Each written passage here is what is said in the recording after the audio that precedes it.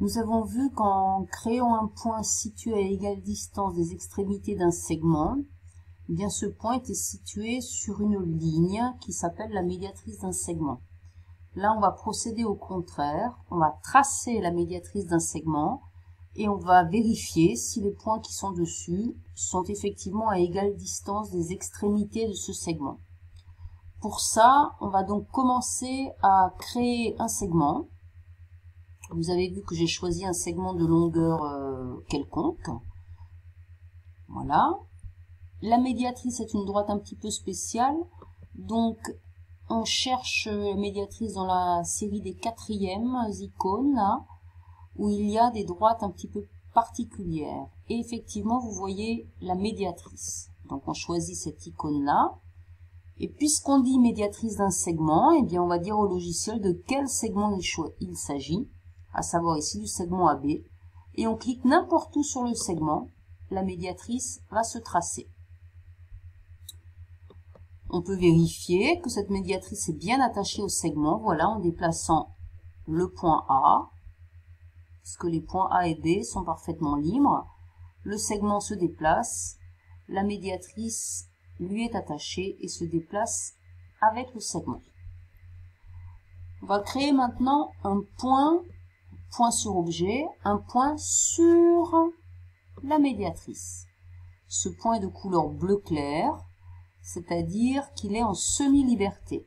Je vérifie, je le déplace et effectivement, il reste sur cette médiatrice. Je vais mesurer la distance qui le sépare au point A, la longueur CA, et au point B, la longueur CB. Ces deux longueurs sont égales, 4,86. Si mon point se déplace sur la médiatrice, les mesures changent évidemment, mais elles restent égales. Je peux aller dans l'autre direction. Les mesures changent en même temps, mais à chaque instant, elles restent égales. Ce qui veut dire que si un point est sur la médiatrice d'un segment, alors il est à égale distance des extrémités du segment. Il s'agira donc là de la deuxième propriété de la médiatrice d'un segment. Créons maintenant un point en dehors de la médiatrice.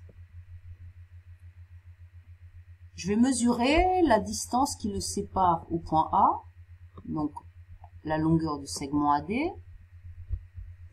et la distance qui le sépare au point B, la longueur du segment DB.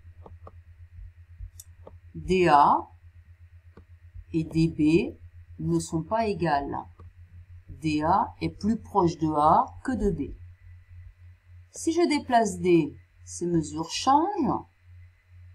Et au fur et à mesure que je m'approche de la médiatrice, ces mesures DA et DB sont de plus en plus proches l'une de l'autre.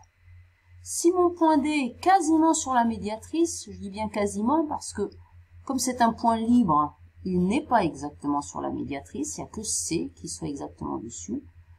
Mais plus D est proche de la médiatrice et plus les distances DA et DB sont égales. Si je passe de l'autre côté, le point D va être plus proche de B que de A. Ce qui fait en fait que la médiatrice est une espèce de frontière. Quand je suis de ce côté de la médiatrice du segment AB, je suis plus près de B que de A.